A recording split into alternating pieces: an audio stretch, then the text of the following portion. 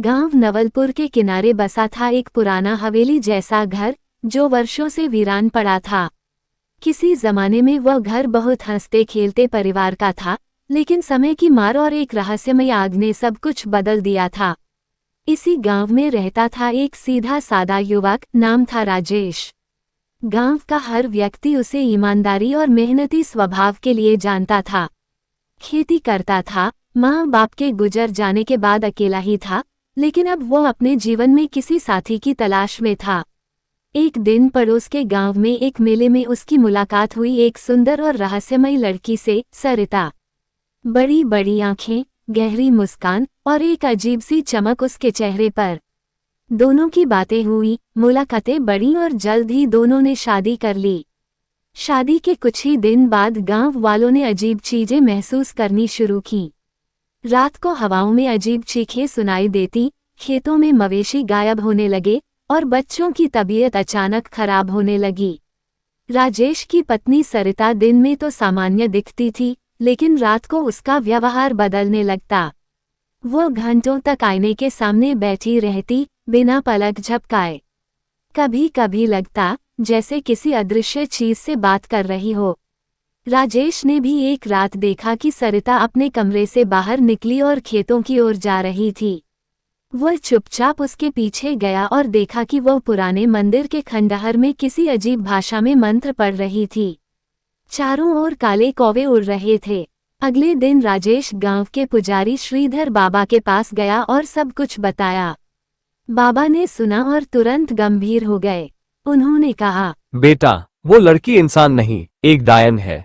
100 साल पहले इसी गांव में रूपवती नाम की औरत रहती थी जो तंत्र विद्या में माहिर थी। उसने अमरता पाने के लिए इंसानों की बलि देनी शुरू की। गांव वालों ने उसे जिंदा जला दिया था, मगर उसका आत्मा मर नहीं पाए। अब वो अलग अलग रूप में लौटती है। सरिता उसका नया रूप हो सकती है। राजेश को यकीन नहीं हुआ, लेकिन सरिता के अजीब व्यवहार और बाबा की बातें उसे डराने लगीं। राजेश ने एक रात फिर सरिता का पीछा किया। वह इस बार हवेली के खंडहर में गई थी।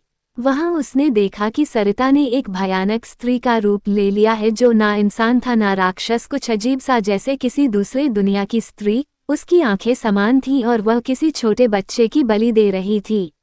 राजेश डर गया और भागा, लेकिन सरिता ने उसे देख लिया और इतने में बच्ची वहां से भाग गई और सरिता के मुंह से डरावनी आवाज आई, राजेश, अब तू भी मुझे नहीं रोक सकता। वो उड़ती हुई राजेश की ओर बढ़ी, मगर तभी श्रीधर बाबा और गांव का सरपंच वहां पहुंचे। बाबा ने मंत्रों से सरिता पर प्रहार किए। वह चीखने लगी, उसका चेहरा डरावना रूप लेने लगा। वो जोर जोर से चिल्लाने लगी। बाबा ने हवन शुरू किया। सरिता हवा में उड़ती रही, कभी गुस्से में चिल्लाती, कभी राजेश को पुकारती, राजेश, मैंने तुमसे प्यार किया था, तुमने मुझे धोखा दिया। राजेश का दिल टूटा, पर वह जानता था कि वह अब सरिता नहीं रही। वो उस डायन का रूप थी, जिसने सैकड़ों लोगों की जान ली थी। हवन की अग्नि में बाबा ने तंत्र विरुद्ध यंत्र फेंका और जोर से बोले, ओम अग्निश्च में पावका भस्म करंतु दुष्टात्मानम। एक जोर की चीख हुई, हवाएं तेज चलने लगी और सरिता की डायन रूपी धुआं बन गई। सुबह होते होते सब शांत हो गया। हवेली फिर से वीरान हो गई, मगर राजेश की आंखों से आंसू थमने का नाम नहीं ले रहे थे। सरिता कौन थी? क्या वो सच में डायन थी, या रूपवती की आत्मा ने किसी निर्दोष शरीर को अपना लिया था? कुछ सवाल कभी जवाब नहीं पाते। राजेश गांव में अकेला रह गया। लोग अब भी उस हवेली के पास नहीं जाते। कुछ कहते हैं रात में वहां एक औरत की सिसकियों की आवाज आती है। कोई उसे देखता है आईने के सामने मुस्कुराते हुए, जैसे कह रही हो, मुझे सिर्फ प्यार चाहिए था। राजेश अब दिन रात सोचता रहता, क्या सरिता सच में डायन थी, या कोई निर्दोष औरत जिसके शरीर पर किसी भयानक आत्मा ने कब्जा कर लिया था? श्रीधर बाबा ने उसे समझाया था कि डायनें केवल वहीं वास कर सकती हैं जहां अधूरी इच्छाएं और भय का वास हो। राजेश को शक हुआ कि शायद सरिता का अतीत ही इस सब का कारण था। राजेश ने सरिता के गांव रघुवापुर जाने का फैसला किया। वहां पहुंचकर उसने सरिता के बचपन के घर की तलाश की। एक बूढ़ी औरत मिली, चंपा काकी, जो सरिता को बचपन से जानती थी। चंपा काकी ने कांपते हुए कहा, बेटा, सरिता बड़ी भोली थी, मगर उसके जन्म के साथ ही गांव में विपत्तियां आने लगी थीं। उसकी माँ उसे जन्म देने के दौरान ही मर गई थी और बाप पागल हो गया। लोग कहते थे कि वो किसी तांत्रिक के श्राप का असर है। जब सरिता 13 साल की थी, तब गांव के बच्चे अचानक लापता होने लगे। तब एक तांत्रिक ने कहा था कि गांव में एक अशुद्ध आत्मा जन्म ले चुकी है। उसी दिन गांव वालों ने सरिता को बंधक बना लिया था, मगर वो बच निकली। उसके बाद वो कहीं चली गई। राजेश का दिल बैठने लगा। यानी सरिता का अतीत पहले से ही रहस्यमय था। शायद वो जन्म से ही एक ऐसी आत्मा थी जिसे इंसानी दुनिया कभी अपना नहीं सकी। राजेश को अब चैन नहीं था। उसे लगने लगा कि सरिता की आत्मा अभी भी उसी हवेली में मौजूद है। वो हर रात वहां जाता और सरिता को पुकारता। एक रात पूर्णिमा थी। आकाश पर चांद पूरी तरह से चमक रहा था। हवेली की खिड़कियां खुद ब खुद खुली।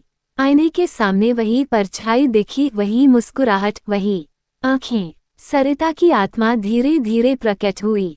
वो इस बार शांत थी और राजेश से सीधे बोली, मैं कभी गायन नहीं थी राजेश, मुझे बस मुक्ति चाहिए थी, मगर मेरी आत्मा को किसी ने कैद कर लिया, रूपवती ने।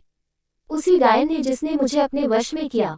राजेश ने कांपते हुए पूछा, तो क्या तुम अब भी वहीं हो, उस शरीर में? सरिता ने कहा, नहीं, मेरा शरीर मर चुका है, लेकिन मेरी आत्मा अब भी इस हवेली में बंधी है। तुम मुझे मुक्त कर सकते हो। राजेश दौड़ा श्रीधर बाबा के पास और पूरी बात बताई।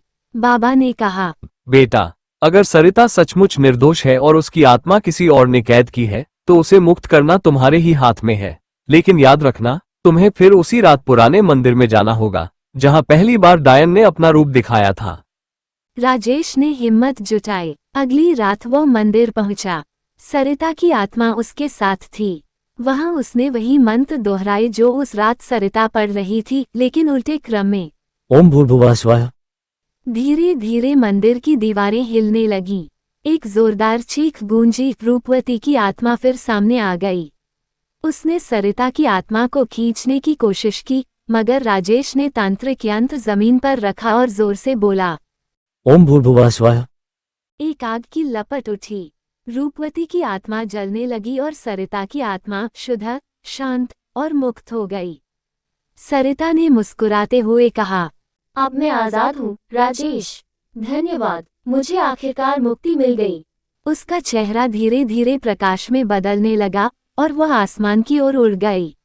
उस रात के बाद हवेली हमेशा के लिए शांत हो गई। ना कोई चीख, ना कोई परछाई। राजेश ने हवेली को फिर से बसाने का प्रयास किया।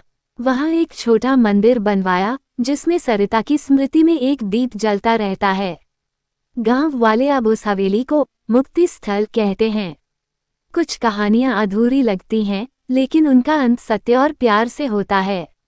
राजेश अब भी सरिता को याद करता है, न किसी डर के साथ, न किसी सवाल के साथ, सिर्फ एक मुस्कान के साथ।